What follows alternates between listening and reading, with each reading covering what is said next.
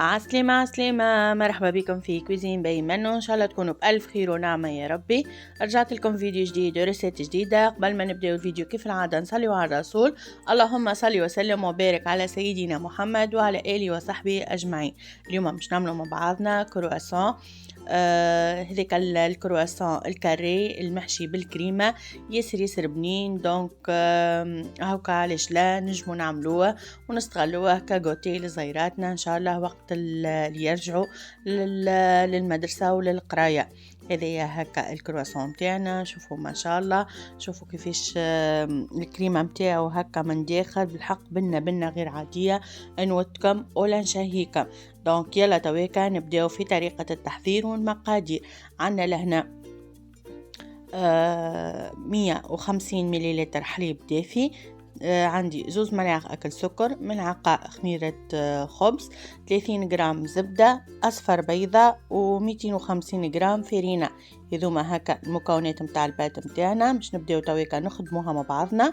مش نصب كمية الحليب والسكر والخميرة الخبز كما قلت لكم، نحركهم هكايا بالباهي حتى لين هكايا يتفاعلوا مع بعضهم، ومش نغطيهم 10 دقائق كما قلت لكم حتى لين تتفاعل الخميرة.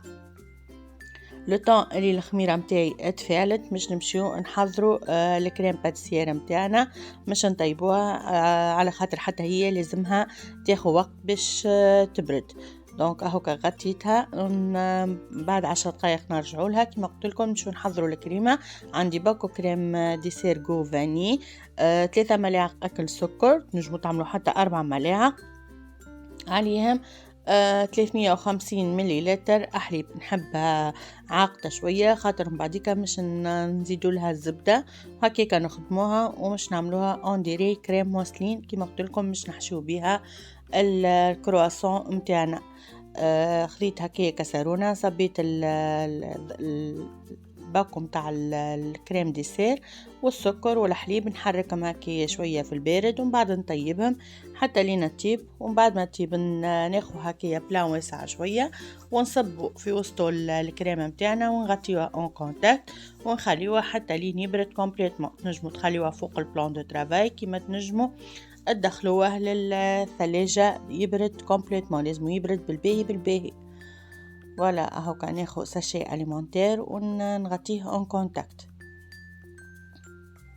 دونك نرجعو تويكا للخميرة متاعنا، نلقاوها تفاعلت، نكملو نضيفو الاصفر متاع البيضة، ومش نكمل نضيف الفرينة، ومش نعجنهم هكايا جوست بيدي. تنجمو تعجنوا بالعجين الكهربائي ولا بيدكم، ما يقلقش، كيف ونفس الريزلتا. اهوكا ديما نحاول نعمل لكم هكايا بيدي باش اهوكا اللي ما عنديش الروبو تعجن بيدها وما معناتها تتسجع الوصفة وتعملها. دونك اهوكا لميت الباد متاعي بالطريقة هذه، وفي الاخر مش نضيف 30 جرام زبدة. وقت اللي مش نزيدوا الزبدة متاعنا مش الباد متاعنا مش تتحللنا، ما تخافوش منها، اقعدوا كملوا اعجنوا حتى لين تعاود تتلملكم بات تكون هكايا سوبل، ما تكونش يبسة وما تكونش تتلصق برشا في اليد، تكون هكايا مرخوفة وكهو معناتها. كما قلت لكم في المرحلة هذه ما تخافوش منها، البات مش تتحل.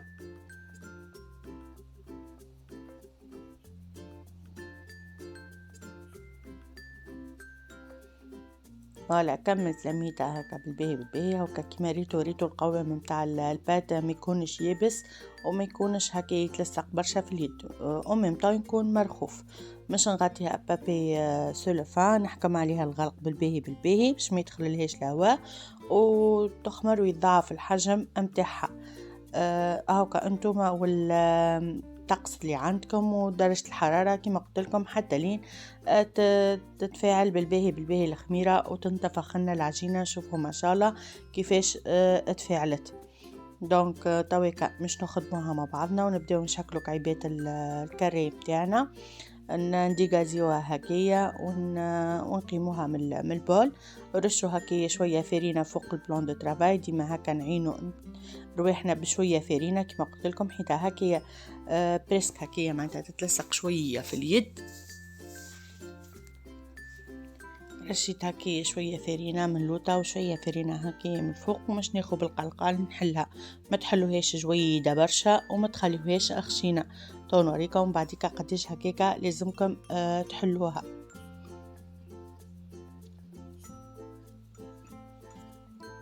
نجموا تضعفوا في المكونات متاعكم وتعملوا كمية أكبر، وكما تنجموا أهو توفى الكمية هذه تعودوا كمية أخرى. بالحق راهو جا ياسر بنين، وكما قلت لكم تستحقوها كجوتيل صغيراتكم ولا الفطور الصباح. علاش لا حتى هكا قهوة العشية. بالحق جا بنين على الاخر. دونك حليت البات متاعي بالطريقة هذه، ومش نشكلها هكيا بالجرارة متاع البيتزا. نجمو حتى بسكينة هكا كيما تحبون نتوما. حاولوا انكم قصوهم قد بعضهم، انا هكا ما قصيتهمش قد ما يقلقش.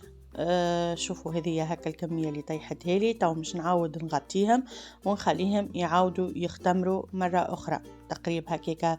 نسيب ساعة أخرى حتى لين يعاودوا يختمروا لو طون.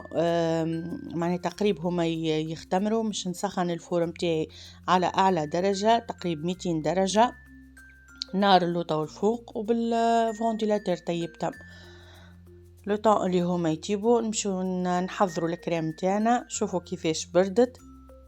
كما قلت لكم لازمها تبرد بالباهي. نعاود نخدمها بالخلاط الكهربائي هكاك حتى لين تعاود ترجع للقوام متاعها. ومش نضيف لها 150 جرام زبدة تكون لينة وبحرارة الغرفة. اهوكا انا نركض وانا نضيف في الزبدة بشوية كل كمية متاع زبدة نضيفها ندخلها بالباهي في وسط الكريم، ونعود نضيف مرة أخرى الزبدة. هكا كل شيء موضح في الفيديو بالتفصيل. اللي وصلت معايا المرحلة هذه في الفيديو فضلا وليس أمرا ما تنسانيش في جيم، وكيف في تعليق مزيان. كما قلت لكم ديما تعليقكم المزيانة تحفزني وتشجعني باش ديما نقدم لكم المزيد من الوصفات، وتكون وصفات سهلة وبنينة واقتصادية. كان ندلل عليكم شيء ما في معنى جيست تحطوا لي جيم وكهو على الفيديو. هذه هكا الكريمه متاعنا بعد ما حضرت. شوفوا هذه التكستور متاعها. هاو نخليها في الثلاجة لو طون اللي الكرواسون تاعي لازمهم يبردوا بالباهي ما نحشيهمش بالكريمه وهما سخان، لازمهم يكونوا باردين كومبليتمون باش ما تسيحناش الكريمه متاعنا. وشوفوا ما شاء الله قديش هكا جاو خفاف، جاو هكا يهشوشين. بالحق نودكم ولا نشهيكم، نتمنى انكم تجربوها الوصفه. عندي لهنا 50 جرام شوكولاته ذوبتها في الميكرووند، نجم في الميكرووند ولا في بان ماري. من بعد ضفت لها هكا ملعقه اكل كبيره زيت نباتي اكاهو، وعندي شويه لوز بالطبيعه محمر مش نزينوا بيه كاختياري. نجموا تزينوا كيما تنجموا، جيست تكتفيوا بالشوكولاته وكاهو.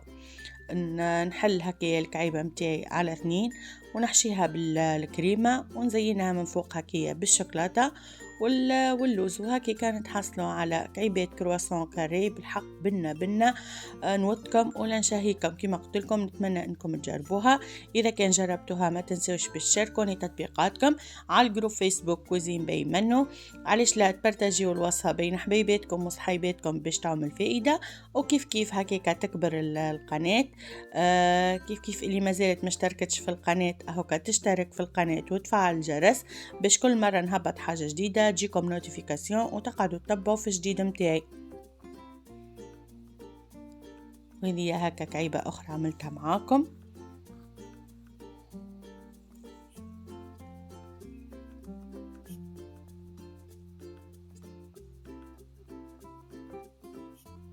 وهذه هكا وصفتنا كانت اليوم. ان شاء الله جربوها وان شاء الله تعجبكم، وفي وصفه قادمه ان شاء الله. بسلامه.